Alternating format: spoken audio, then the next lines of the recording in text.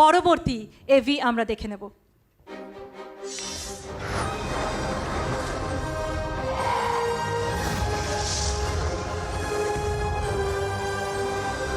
Red wine entertainment initiative বঙ্গ জ্যোতিষ সম্মান 2026 season 2।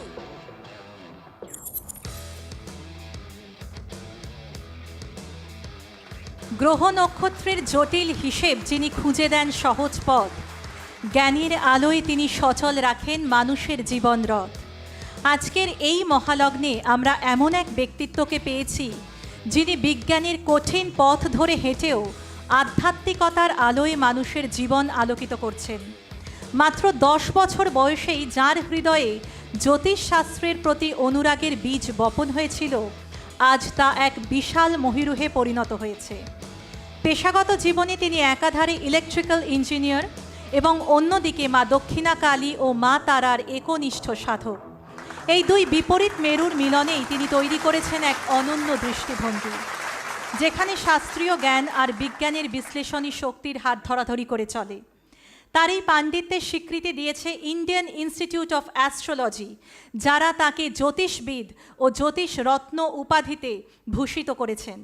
শুধু তাই নয়, তার মেধার সাক্ষ্য দিচ্ছে পরপর দুবার সিলভার মেডেল জয়ের গৌরব। তিনি দেবজ্যোতি দেবরয়। আসুন সকলে মিলে করতালির মাধ্যমে মঞ্চে স্বাগত জানাই বঙ্গ জ্যোতিষ সম্মান 2026-এর এই উজ্জ্বল নক্ষত্রকে, শ্রী দেবজ্যোতি দেব রায় মহোদয়। দ্বিতীয়বারের মতো আমরা তাকে বঙ্গ জ্যোতিষ সম্মান 2026-এ এমিনেন্ট ফিউচার টেলার বিভাগে সম্মানিত করতে পেরে গর্বিত। আমন্ত্রণ জানাচ্ছি শ্রী দেবজ্যোতি দেবরয় মহাশয়কে।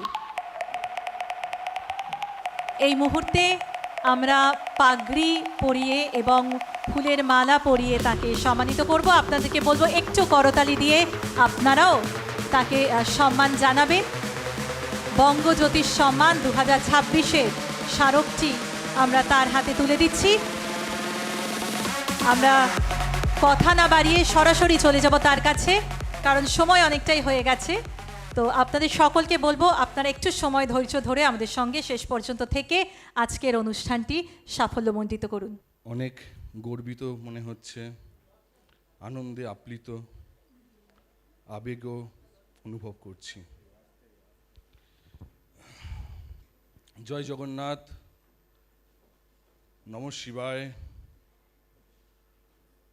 মা জয় মা তারা,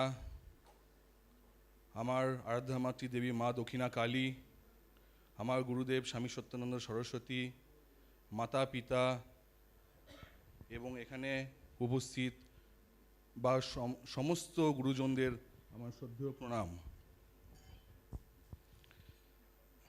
রেড ওয়াইন এন্টারটেনমেন্টকে অসংখ্য ধন্যবাদ আমাকে পুনরায় এই সম্মানে সম্মানিত করার জন্য। আমি একটা জিনিস মনে করি, সেটা হচ্ছে যে কোনো মহৎ কাজ করতে গেলে একটা মানুষের দ্বারাই যেটা সম্ভব তা নয়, মিলিত সমন্বয় দরকার।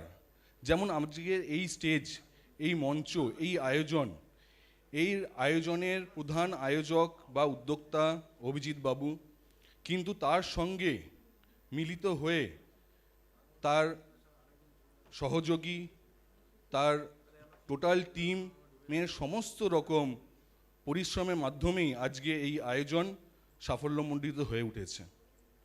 সেরকমভাবেই আজকে আমার এই পুরস্কারের কৃতিত্ব কিন্তু আমার একার নয়। এই কৃতিত্ব আমার মাতা পিতা, সমস্ত গুরুজন, আত্মীয় স্বজন, বন্ধুবর্গ, বন্ধু বান্ধব, পরিবারবর্গ, অ্যাস্ট্রোলজি বিভাগের সমস্ত রকম শিক্ষক শিক্ষিকা, জ্যোতিষ বিভাগীয় লেখক লেখিকা, এরা সবাই এই কৃতিত্বের অধিকারী। এই কৃতিত্বের অধিকারী আমার সহকর্মী, যারা সারাক্ষণ ধরে দিন রাত পরিশ্রম করে আমাকে আমার কাজে সাহায্য করছে। এই কৃতিত্বের অধিকারী সেই সব মানুষজনেরা ঈশ্বর আমাকে তাদের সাহায্য করার সুযোগ করে দিয়েছেন, সেই সব সাধারণ মানুষ মানে ক্লায়েন্টদের কথা বলছি। আমার এই জ্ঞানের মাধ্যমে যাদেরকে আমি সেবা করার সুযোগ পেয়েছি, তাদের জীবনে সাফল্য এনে দেওয়ার চেষ্টা করেছি। তাদের সাফল্যই কিন্তু আজকে আমার এই সাফল্য। তাদের সাফল্য ছাড়া আজকে আমি এই মঞ্চে দাঁড়াতে পারতাম না। তাদের অশেষ ভালোবাসা ছাড়া আমি এই মঞ্চে দাঁড়াতে পারতাম না। ঈশ্বর আমাকে সেই সুযোগ করে দিয়েছেন। তো এই যে আজকে আমার এই পুরস্কারের ওজন অনেক বেশি, এর ভার অনেক বেশি, এর দায়িত্ব, এর রেসপন্সিবিলিটি টুয়ার্ডস দ্য সোসাইটি অনেক বেশি, অনেক ভারী। এটা শুধু আমার একার কৃতিত্ব নয়। আমি এই পুরস্কারকে গ্রহণ করছি on behalf of all astrological society.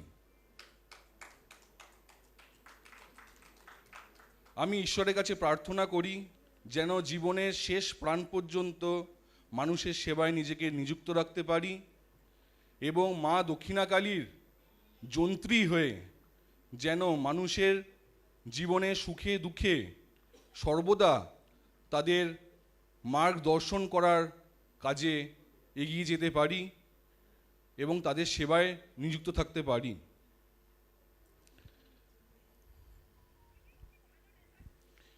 একটা কথা আমি বলতে চাই, সেটা হচ্ছে যে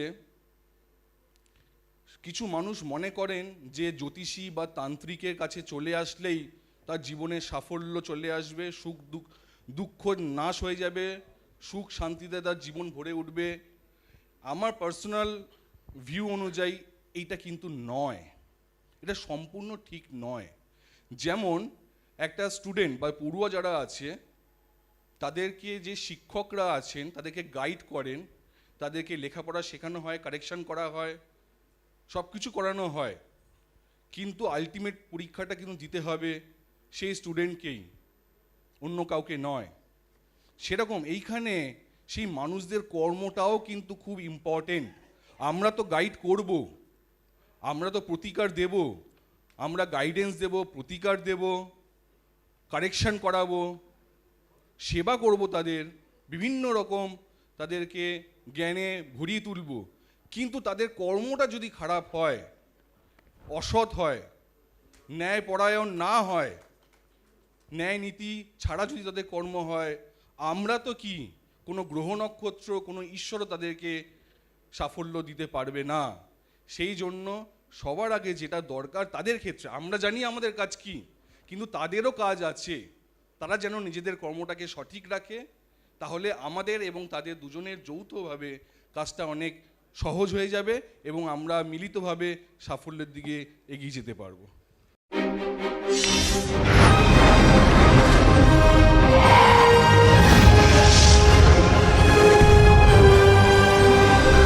রেড ওয়াইন এন্টারটেনমেন্ট ইনিশিয়েটিভ বঙ্গ জ্যোতিষ সম্মান 2026 সিজন 2।